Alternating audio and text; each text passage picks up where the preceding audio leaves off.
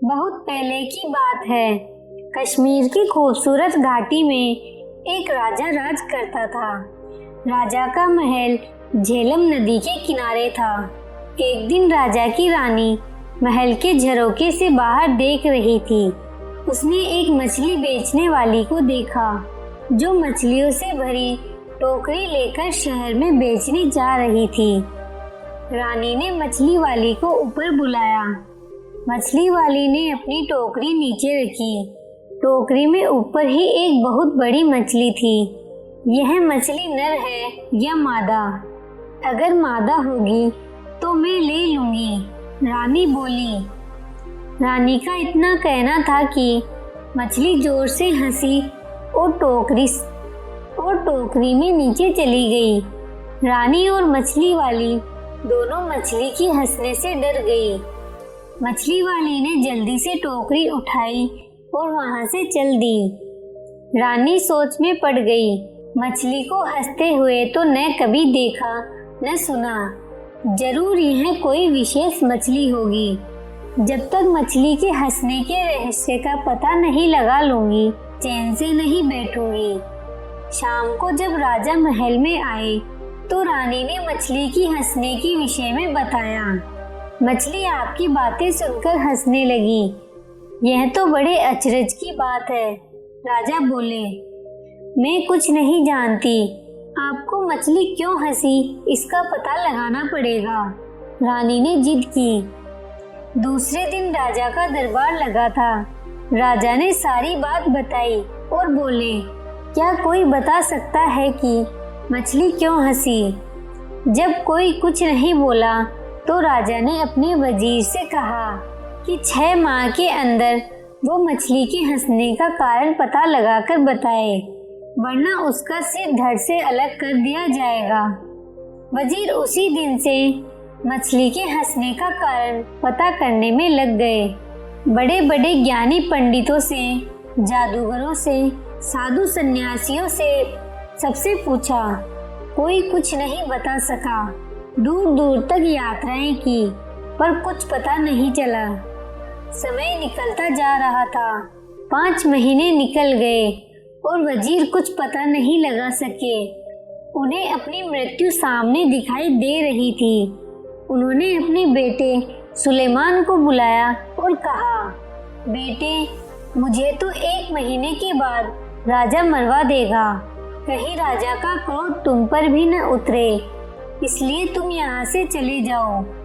सुलेमान अपने पिता से बहुत प्यार करता था। वह बोला, मैं आपको अकेला छोड़कर नहीं जाऊंगा। वजीर ने उसकी एक नहीं सुनी और समझा बुझाकर सफर पर भेज दिया। सुलेमान दुखी मन से बिना सोचे समझे जो रास्ता मिला उसी पर चल दिया। चलते चलते रास्ते में सुलेमान को एक किसान मिला। किसान शहर से सामान आदि खरीदकर अपने गांव जा रहा था। सुलेमान ने सोचा, एक से भले 2। वह भी किसान के साथ साथ चलने लगा। थोड़ी देर चलने के बाद सुलेमान बोला, देखिए, चलते चलते हम दोनों थक गए हैं। ऐसा करते हैं कि आधे रास्ते आप मुझे लेकर चलिए और आधे रास्ते मैं आपको लेकर चलता हूँ। इस तरह से रास्ता आसानी से कट जाएगा। किसान उसकी बात सुनकर अचकचा गया। आधे रास्ते यह मुझे लेकर चलेगा और आधे रास्ते में, कैसी बेवकूफ़ी की बात है। किसान ने सोचा और चुपचाप आगे बढ़ता रहा। थोड़ी देर में वे एक पहाड़ी के ऊपर थे। नीचे झेलम नदी की पतली धार दिखाई दे रही थी और ऊपर देवदार के पेड़ों का जंगल। दोनों एक पत्थर पर बैठकर सुस्ताने लगे। सुलेमान ने जेब से एक चाकू निकाला और उसे किसान को देकर बोला, आप यह चाकू लीजिए और जंगल से 2 घोड़े ले आइए।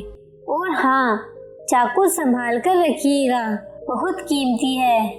चाकू लेकर मैं जंगल से घोड़े पकड़ लाऊं।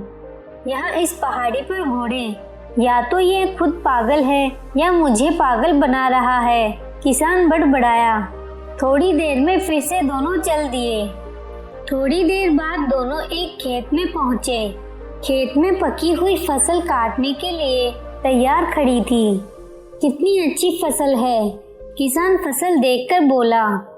हाँ वह तो है, पर पता नहीं फसल खा ली गई या बची है। सुल्तान ने जवाब दिया। खा ली गई है, क्या मतलब है तुम्हारा?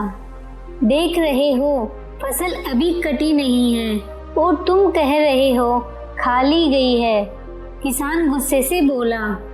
मैंने तो यूं ही कह दिया, सुलेमान बोला और वे फिर अपने सफर पर चल दिए। अब वे एक फूलों से भरी घाटी में पहुंचे। घाटी के एक ओर एक छोटी सी नदी बह रही थी। नदी के पार पहाड़ी थी जिस पर एक गांव दिखाई दे रहा था। किसान ने अपने जूते उतारे, पजामा ऊपर घोंसा और नदी पार करने लगा। नदी अधिक गहरी नहीं थी, पर धार बहुत तेज थी और तलहटी में ढेर सारे छोटे बड़े पत्थर थे। नदी पार करके किसान मुड़ा तो उसने देखा कि सुलेमान जूते पहने हुए ही नदी पार कर रहा था। सचमुच में ये पागल है, किसान ने सोचा। नदी पार करके दोनों पहाड़ी पर चढ़ने लगे। गांव के पास पहुंचकर किसान बोला, मेरे घर चलो, कुछ खा पी कर और आराम करके आगे के सफर पर निकल जाना। मुझे बड़ी खुशी होगी आपके घर चलकर। लेकिन क्या आपके घर की छत इतनी मजबूत है कि आप मुझे अपने घर ले जा सकें? सुलेमान ने जवाब दिया। अब किसान अपने गुस्से पर काबू नहीं रख सका और बोला, मैंने तो शराफत के नाते अपने घर आने की दावत दी थी। नहीं आना है तो मत आओ, पर मेरा अपमान मत करो। इतना कहकर किसान अपने घर की तरफ चल दिया।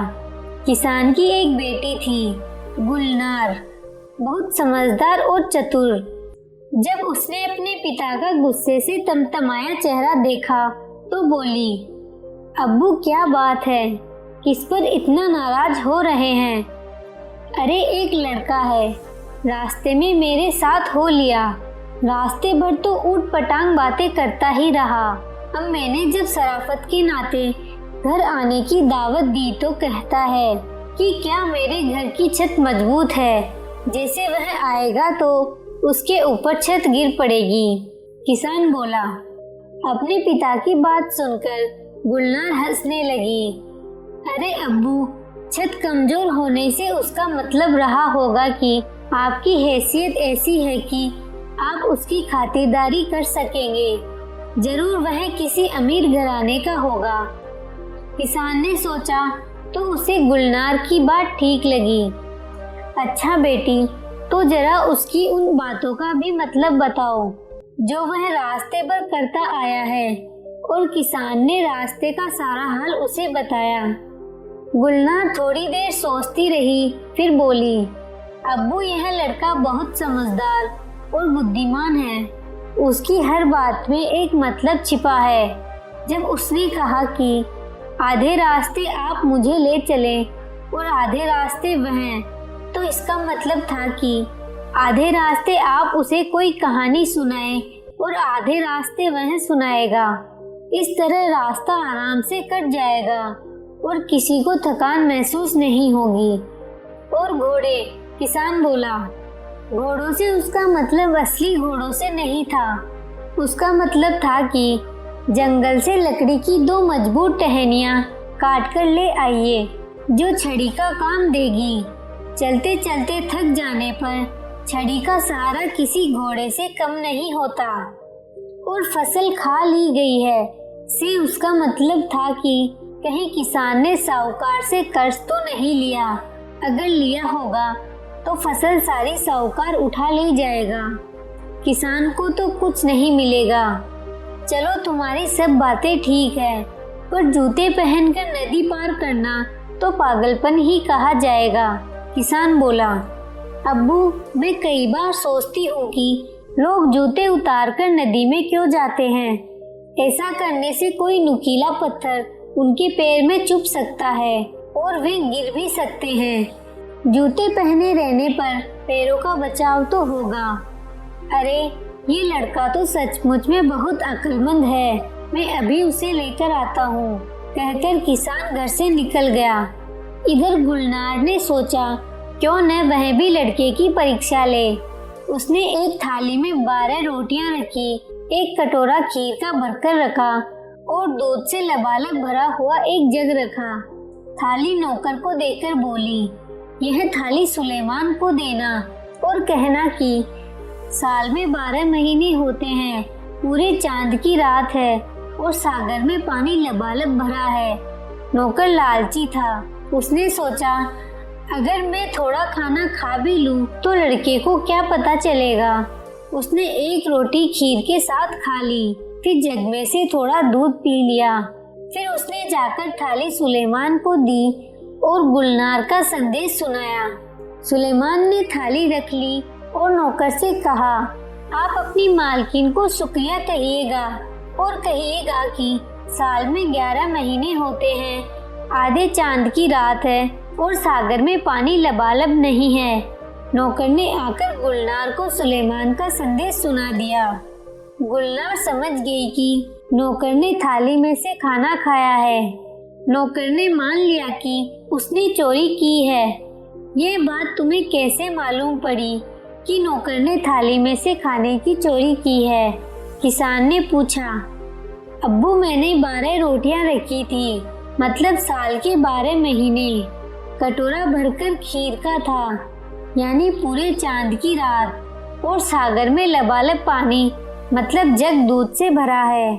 सुलेमान ने कहलवाया, साल में 11 महीने हैं, मतलब 11 रोटियां, आधे चांद की रात, मतलब कटोरा आधा खाली, और सागर में पानी कम, मतलब जग में दूध कम है। वाह, तुम दोनों का जवाब नहीं, किसान बोला। शाम को सुलेमान आया। खाना खत्म होने के बाद गुलनार ने सबको कहवा दिया। कहवा पीते पीते सुलेमान ने अपने पिता और मछली की हंसी के बारे में बताया और बोला, अगर जल्द ही मछली की हंसी का रहस्य नहीं सुलझा तो मेरे अब्बू की जान चली जाएगी। क्या आप कुछ मदद कर सकती हैं? गुलनार चुप होकर थोड़ी देर सोचती रही।